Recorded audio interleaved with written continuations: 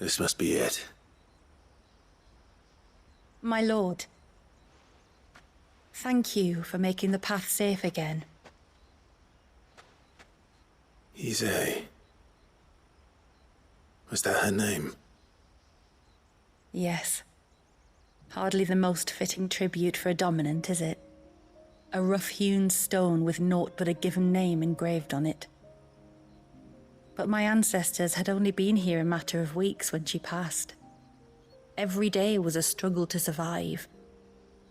They had neither the time nor the energy to devote to a more elaborate memorial. Yet they spared what they could to grant her wish, that even in death she might continue to watch over her home. She lived down there then? In the ruins? That's right. They were once the living quarters for those who served up in the temple. When the Northern Thanes sent her here to weave her spell, this was where she and her retinue stayed. There were priests, handmaidens, and a knight sworn to shield her from harm. Of course, they were all gone by the time my ancestors arrived, fled or dead in the Western Wars. All except Ysay, who remained till the end. Alone. Indeed. At least, that is the story as it's been handed down in Haven. But there is an epilogue to the tale.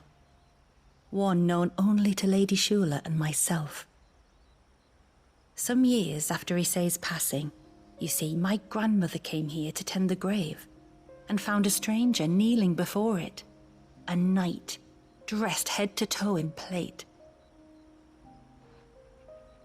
She asked of him who he was and whence he had come, but received no answer.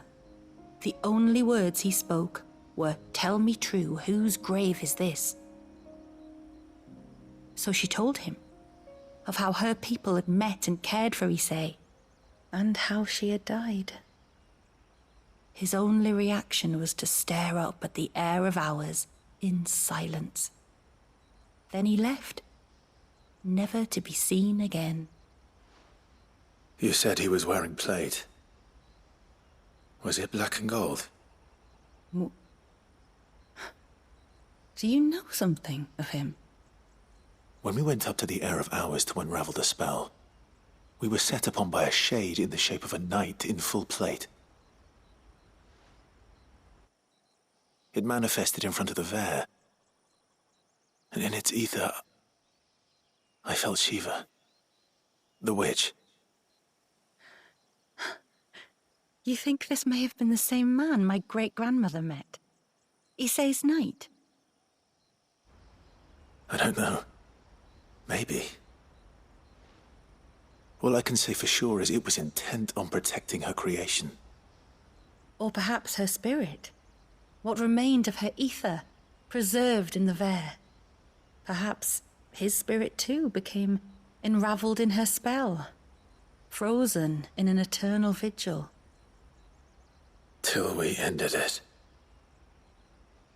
If the shade you fought was Ysay's knight, then ending it was the greatest gift you could have given him.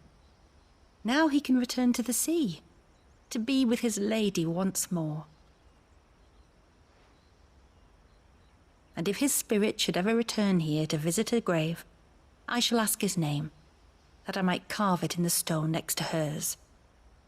That they might be together. Once and for all.